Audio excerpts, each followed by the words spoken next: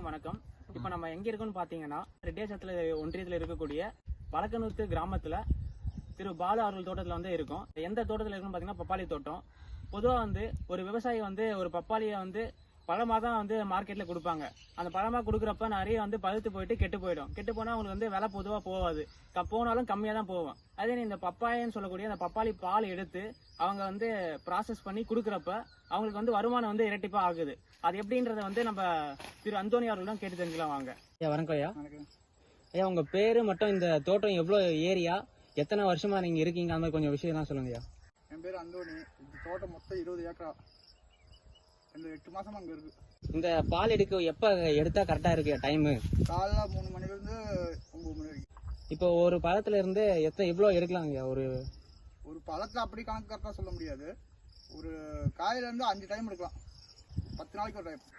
ஐயா ஒரு ஏக்கராக்கு எவ்வளோயா வரும் இந்த பப்பாளி பால்? பால் ஏக்கராக்கு 80 இருந்து 100 கிலோ வரும். ஆனா ஒரு ஏக்கராவுக்கு நல்ல முறை பழச்சா 100 கிலோ வரும்.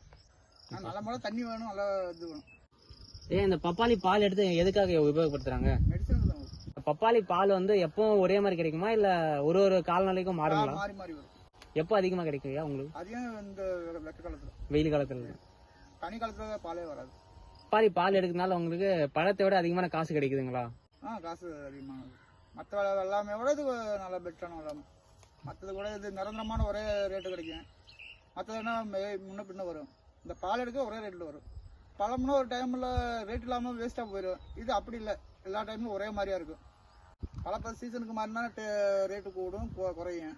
ஆனால் இது அப்படி கிடையாது, ஒரே ரேட்டை கிறிஸ்டல் ரேட் மாதிரி இருக்கும். இந்த பால் எடுக்கிறீங்க, அப்புறம் அந்த பழம் என்ன பண்ணுவீங்க? இது ஜூசி ஃப்ரூட்டிக்கு போயிடும். டூட்டி ஃப்ரூட்டிங்களா? அது எங்க இருக்கு? அது கோயம்புத்தூர் கம்பெனி, 4-5 கம்பெனி. பச்சைக்காய் பழமா எடுக்க மாட்டேன், பச்சைக்காயை பிடிச்சி. ஐயா இந்த ஒரு மரம் நட்டு எத்தனாவது வருஷத்துல இருந்து காய் எடுக்குது அந்த பால் ஆரம்பிக்கும் ஐயா? 6 மாசத்துல.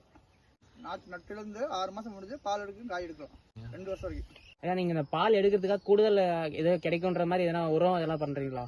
உரம் தான். டிஏபி, பொட்டாசு, யூரியா, இயற்கை உரம், கோழி எருவு, மாட்டு எருவு. ஏக்கராவுக்கு ஒரு 30 கிலோ ஜாஸ்தி வரும். அது உரம் போடுறதுனால? உரம் போடலன்னா 30 கிலோ கம்மியா வரும். 2 மாசத்துக்கு வரும் உரம்.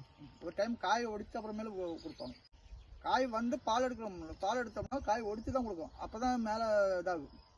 இல்லைன்னா உரம் புறமே இந்த பால் எடுத்ததுலேயே இதுலேயே இதாகிக்கும், மேலே வராது, பூ மிஞ்சி வராது. ஏன் நீங்கள் இந்த பப்பாயா பால் வந்து எப்படி எடுக்கிறீங்க ஒரு செயல்முறை காட்ட முடியுமா? பார்த்துக்கோங்க. அப்படியே இப்படி கொடுத்துக்கிட்டு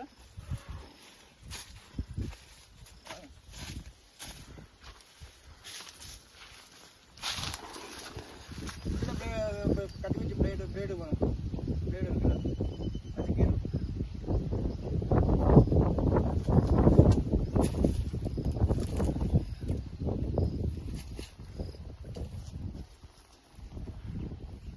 சின்ன காய்னா 2 கோடு, பெரிய காய்னா 4 கோடு.